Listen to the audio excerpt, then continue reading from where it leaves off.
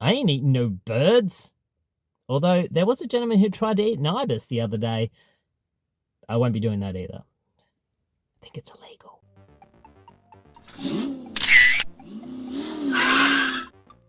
Good afternoon, it's Adam here again with another quick instant movie review for you. Yes, it's daytime.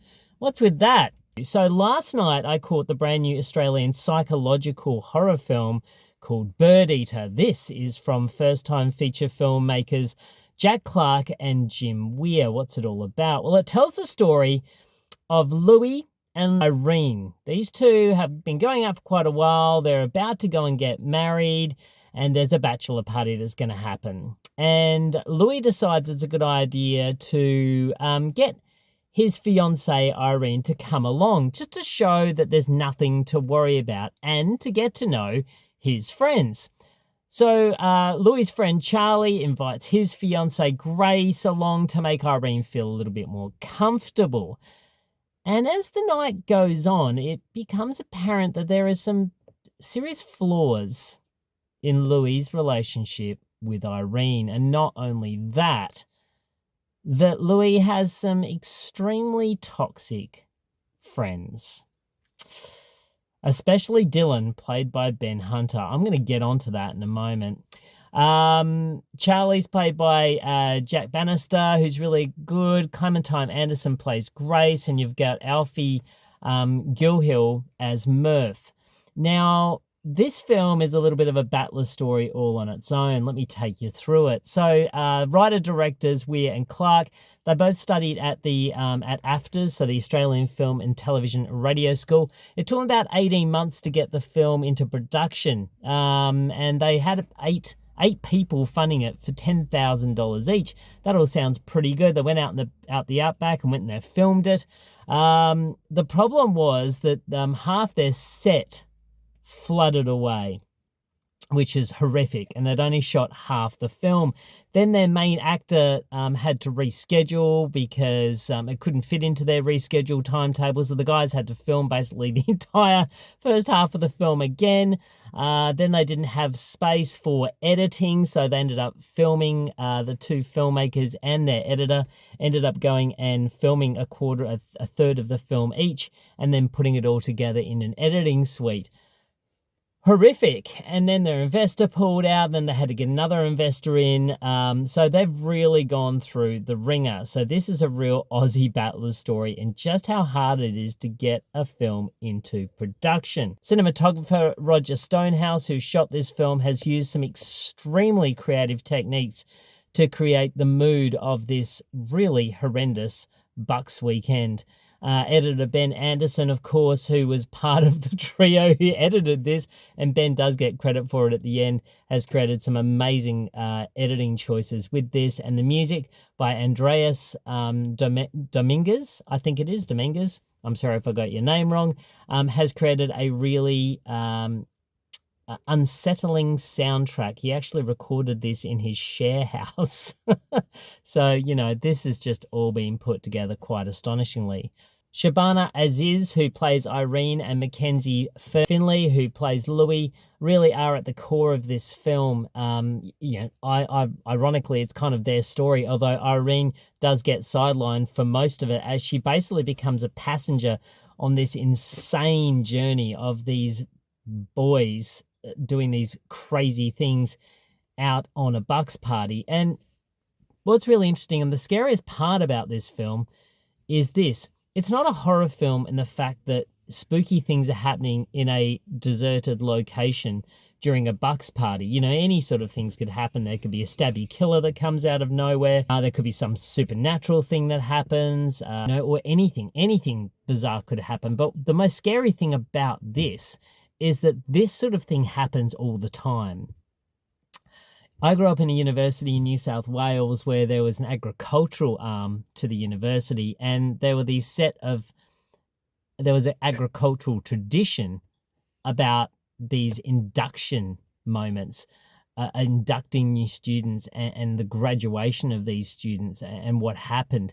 And some of the stories are absolutely horrific. It's a real old boys club. And I even made a documentary while I was at university to highlight just how wonderful these moments were of these students and the institution that was there. It was almost like a cult. And the kind of activities that are demonstrated in this film is kind of like a Midsommar. It's kind of like demonstrating a cult.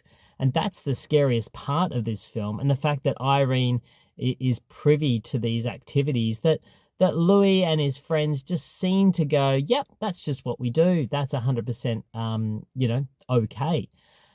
And then you've got people who are the unhinged individuals like Dylan, played by Ben Hunter, that his performance is both hilarious and extremely scary all at the same time.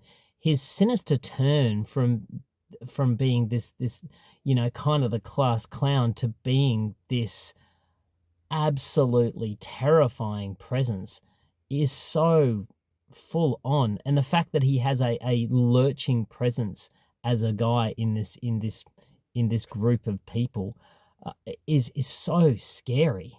And the mind tricks that they play and just what happens, outside of the behavior of these guys, it's also the treatment of Irene by Louis that is the most scary thing that happens in this film. The controlling nature, the toxic masculinity on display by these people is so scary. And it's scary because it happens. This film is a horror film from the point of view of the terrible psychological things that are done to people, that are treated as acceptable, which is really scary. So from that point of view, there is a couple of lingering shots in this. One of them being one of the opening shots of what happens to Irene every time that Louis goes out briefly. And we find out what does happen to her and what she's willing to accept as a young female to this guy, which is so scary. The shot where Dylan makes a speech at this Bucks party in celebration of the relationship of Louis and Irene is absolutely terrifying. And the final shot in this film had me absolutely on the edge of my seat. And then beyond that, that moment where you're like, whoa, which way is this going to go? What's the decision that's going to be made? A little bit like that smile at the end of Midsommar, if you've seen it, that kind of lingering, which way is it going to go?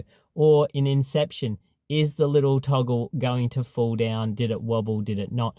That's basically the edge of your seat ending that we get in this film.